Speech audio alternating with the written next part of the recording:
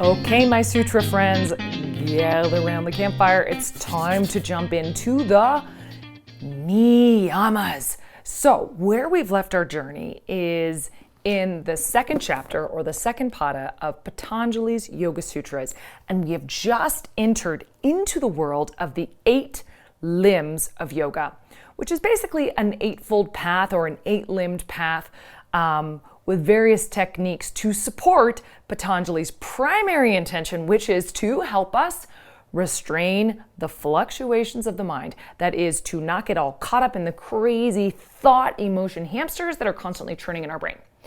In our last video, we looked at the yamas, which is limb number 1.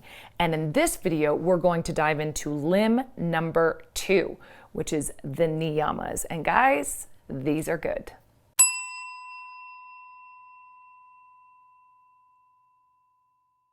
So the first limb of Patanjali's Ashtanga Yoga, or 8 limbs of yoga, were the yamas, which are often translated as, external observances or restraints. And as a group, they have a lot to do with how we deal with the outer world. In that video, we talked about ahimsa, nonviolence, satya, truthfulness, non-stealing, asteya, brahmacharya, celibacy, and aparigraha, non-grasping. And these are really about how we are in the world. We also talked about pratipaksha bhavana, which is the process of changing negative thoughts, or when we have them, into good thoughts, which is such an amazing and modern take on affirmations, right? So we do that nowadays, but Patanjali was talking about it 2,000 years ago. So in this section, now we're going to turn our attention to the niyamas, which as a group are more about internal observances. So in these 8 limbs, we're kind of working from outside to inside, or from the most gross or most material or most kind of measurable to the most subtle and the most etheric. All right, so let's dive in. So we're going to start our journey here on Sutra 240. However, I do just want to harken back to Sutra 232, because in 232, he lists the niyamas for us. So let's just take a quick read at 232. So he says, niyama consists of purity, contentment, accepting but not causing pain, study of spiritual books, and worship of God. So those are the niyamas, the 5 niyamas that we are going to look at one by one. So 240. All right, here we go. By purification arises disgust for one's own body and contact with other bodies. Ew. So purification, saucha. I'm just going to read you a different translation. So that was Satchidananda. Here's one by Shearer. Simplicity. So notice here, he's choosing to translate saucha, purity, as simplicity, which is kind of interesting. Simplicity. If you think of all those minimalist practices that we have out there nowadays and simplifying life. So simplicity destroys identification with the body and brings freedom from contact with other body. That's a little different than disgust, right? Rather than saying we're disgusted by other bodies, Shearer is positing as perhaps a more modern translation that we have freedom from contact. Pravananda says, said that wrong, says, as a result of purity, there arises indifference towards the body. So we're neither attached nor disgusted. And disgust for physical intercourse with others. No sex. I'm assuming that's what that means. All right, so let's have a little bit of context because this one seems kind of harsh. Okay, so as we recall, when Patanjali wrote this circa the year 200, right, AD, so like 2,000 years ago, remember that we were kind of in the throes of what we might call classical yoga, which was an ascetic yoga practice. That means that in order to practice your yoga, we wanted to renounce the material world. So the material world was seen as a madhouse. We've covered this in some of the other videos, but it was like yucky, blah, material world, blah, all that is distraction and illusion, and we need to get past that in order to get to the real stuff, which is meditation and spirit. Okay, so that's real nice, right? But so this is why there are some sutras in here about disgust for the physical body and not having sex, because they were like, no, that stuff's in the way of my path towards meditation and my path towards self-realization. Now, that's a little bit of a depressing viewpoint for us, because we are householder yogis. We are yogis who are in the world, who have relationships, who probably have sex, who have children or marriages or families and human connections, all of these things. And rather than running away from those things, with a kind of more modern viewpoint, I might say a tantric viewpoint, we can instead use these connections as a way to experience self-realization rather than see them as an impediment. So as yoga evolved and we had the tantric yoga philosophies come up, and then of course we have our modern yoga today, we do want to understand the original context of this, which is like icky, get away from your body, starve your body, body is purified, I'm going to do all these purification things because it's not good and I want to get beyond it. But the more modern lens on that would actually be like, body is good. Body is actually an expression of consciousness. So rather than Prakriti and Purusha being different, they are two sides of the same coin. And so through a mindful awareness of how we are in the material body, that's actually a reflection of the spiritual body. So our modern take, so we want to understand the context, important to understand the context, yay, but also let's apply it with a modern understanding of how we want to be in the world. So let's think about the benefits of purification, right? Purification or simplicity. And I posit to you, I think we do this a lot actually. So there are times where we'll be like, oh my gosh, I've hit the wine and the chocolate too much. I need to, cut back on my sugar, cut back on my alcohol, maybe not eat meat, stay away from dessert. There are different ways that we choose to invoke a practice of purification or simplicity. Taking a technology fast, right? As a way, because if we think about all of these things, it's very tempting, when we're into the wine, into the Netflix, into the chocolate, into the social media, doesn't our mind get more hooked on all those things? So sometimes it's good for us to do a check-in and get rid of those things, take those distractions away, practice some of this asceticism in our own way, so that we can come back to ourselves. Because otherwise, our attention is continually pulled out to these things. We're continually craving things. You know how it is when we pick up our phone, right, all the time. So this is a really wise invitation. How can we simplify our life? Or maybe there are places where we need to kind of clean up our act.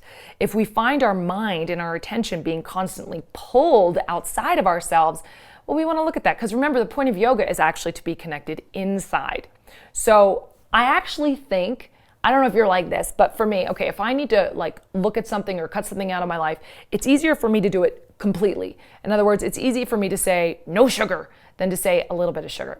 So I think in the olden times of ascetic yoga, there is a sort of simplicity to just saying no wine, no women, no meat, no company, right? Just meditation, because it takes away all of that indecision and that decision making we need to go into about moderation. I think moderation, being in the world and then having to be discriminatory about how we indulge in these things, is actually quite challenging.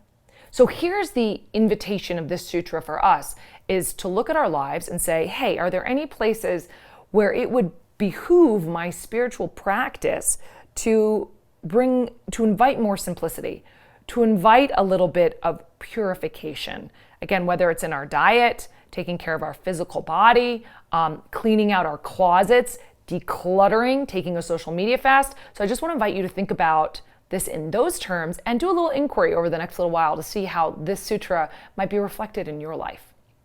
Also, as a note, these are similar to the yamas, in which I think they can be observed as signposts too. If we don't want to purify our lives, if we're really attached to these things outside of ourselves, that's an indication that our attention and awareness is more focused externally than internally. Whereas when we come to a place where naturally these distractions and desires to cling to things, or to get involved with the wine and the chocolate, when that's really rampant in us, we can use that as a signpost to say, wow, how can I fuel instead my connection with myself? So a couple ways to look at that. Sutra 241. Moreover, one gains purity of sattva cheerfulness of mind, one-pointedness, mastery over the senses, and fitness for self-realization. So here's just more bonus gold stars you get for practicing purity. And isn't this true? That sattva is kind of like, it's one of the gunas. So we have rajas, tamas, and sattva. Rajas being like, I'm amped up, tamas being slow and sluggish, and sattva being purity, luminous. It's like the most refined kind of energy that we can have. And so he's saying that when we do this, when we practice this purification, we gain these things. And I think that's true. It's like, I'll just take the tech media, the social media fast as an example.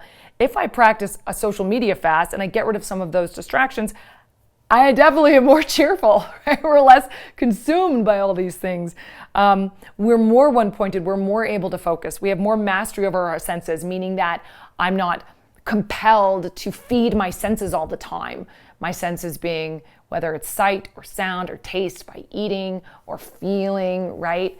Smelling things. Like our senses really drive us because we're human animals a lot of the time. And here we want to have more mastery over our senses. That isn't to say, again, modern viewpoint, we don't want to get rid of them or deprive them completely, but we want to have discrimination and not be completely indulgent, and also have the awareness of when we're being pulled by our senses. I smell something delicious and immediately I want to eat it.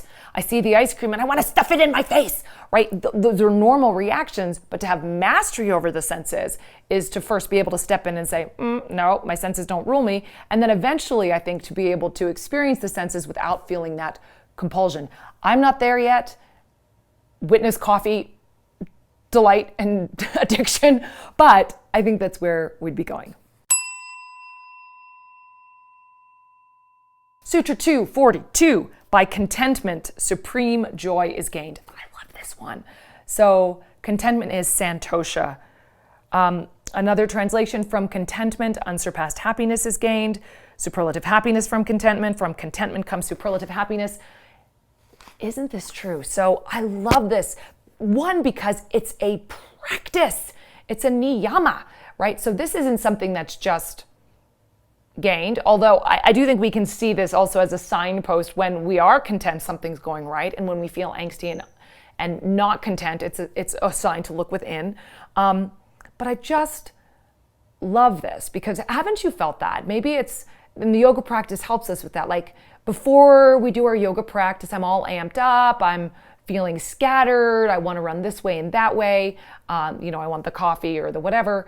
And then after a yoga practice, there's less of a need to run after things, a sense of greater contentment. And when we are content, we are supremely happy. And what I love this is, it's not like go out and accomplish a ton of stuff and be joyful. It's like, no. By practicing contentment, you find this happiness and this joy. Because we're not pulled out of ourselves on all sides by all of those things. So it's a worthy practice for us to take a look at, hey, what pulls me off my center? What do I think if I go after it, I'll be happy? It's like that's the kind of thing that culturally we're taught, is to not be content, right? It's no. It's to get more, be more, accomplish more, because then we'll be happy. And it's this constant and ever-moving target. And here Patanjali is saying something different. He's like, no. Practice contentment as you are. And that's actually where happiness emerges. So I want to invite you to practice contentment. And some of the tools that can help you with that are, things like a gratitude practice, or affirmations. But, gratitude, writing down the things that you are grateful for and that you appreciate having in your life, can help us to develop, again, practice contentment.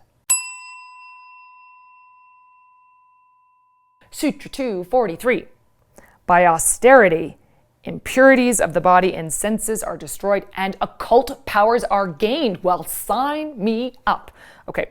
By purification, the body and the senses are perfected.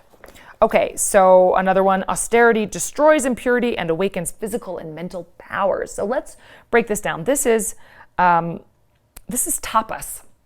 Tapas. So that's what they're talking about. And you've probably heard of tapas before. In fact, it was at the very beginning in Sutra 2:1.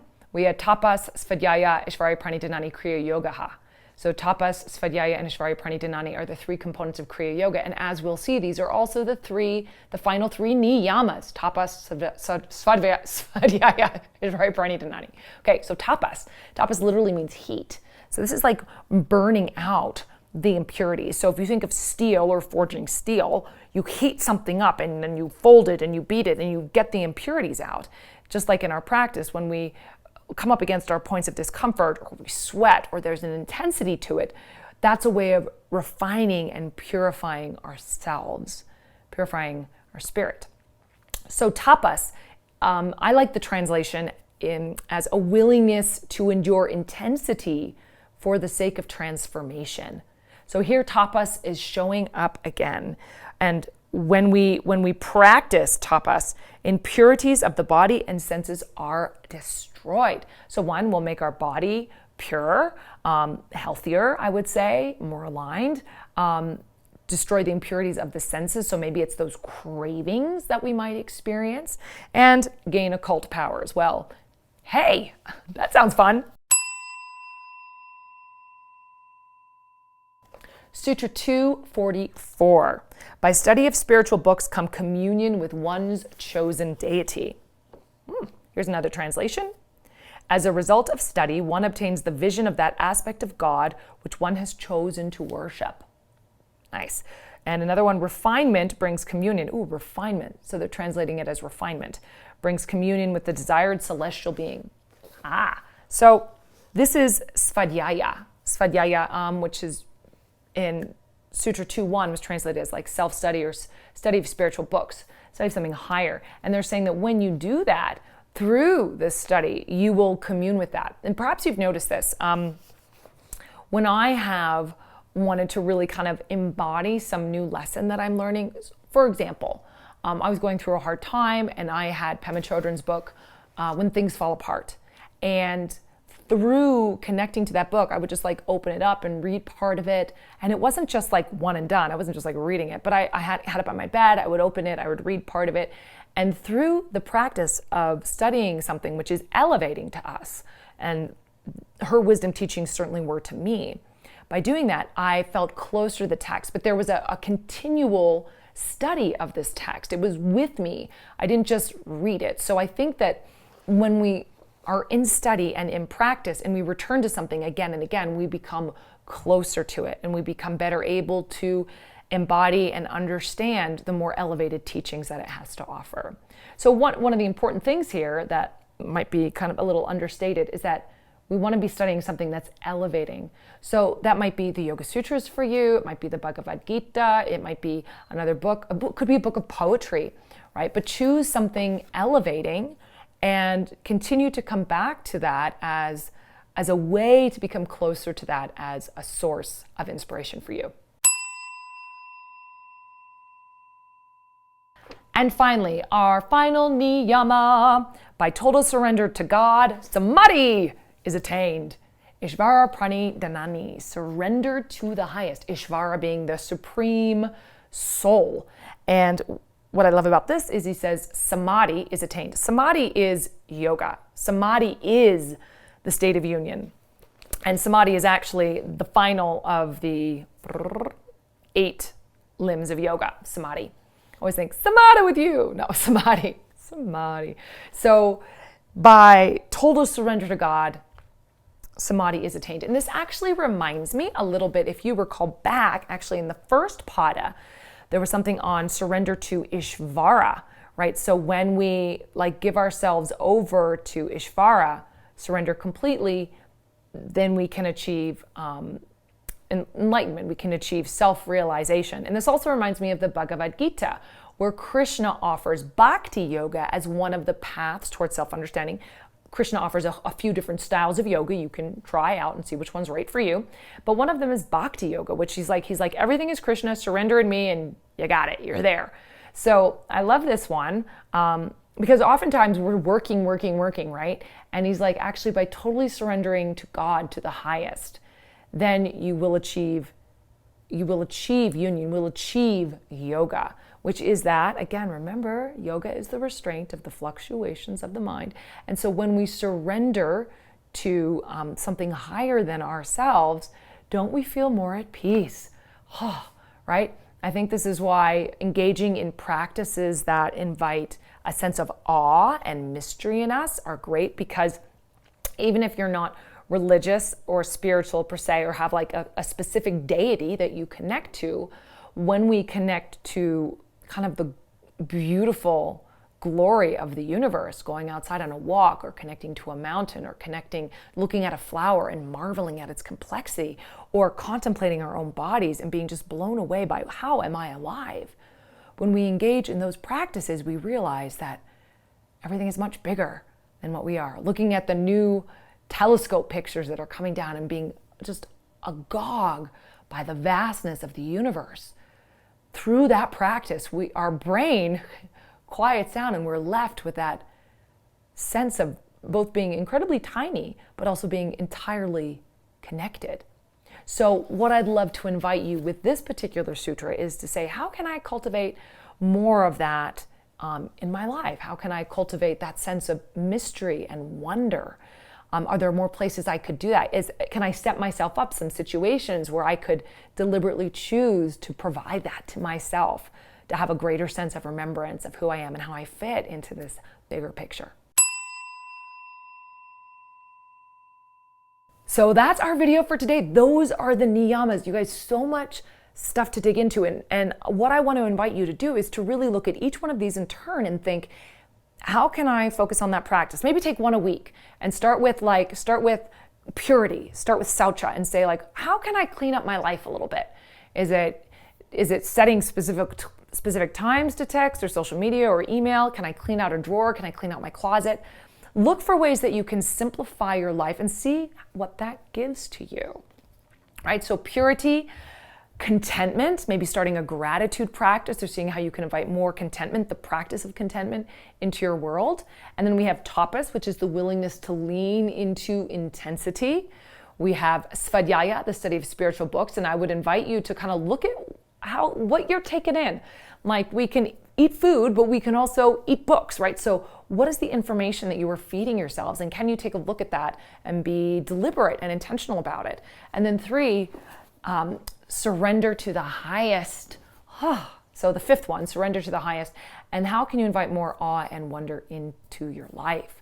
So some things to think about. If you enjoyed this, please subscribe for more tips. I'd love to stay in touch with you and also to hear what you think. So what's your take on the niyamas? Which ones do you love? Which ones do you struggle with? Put it in the comments below. Get involved in the community. Also, guys, I should mention that I do continuing education courses. So if you're interested in studying with me, do click on some of the links below and check it out. And and I look forward to hearing how the niyamas are resonating for you.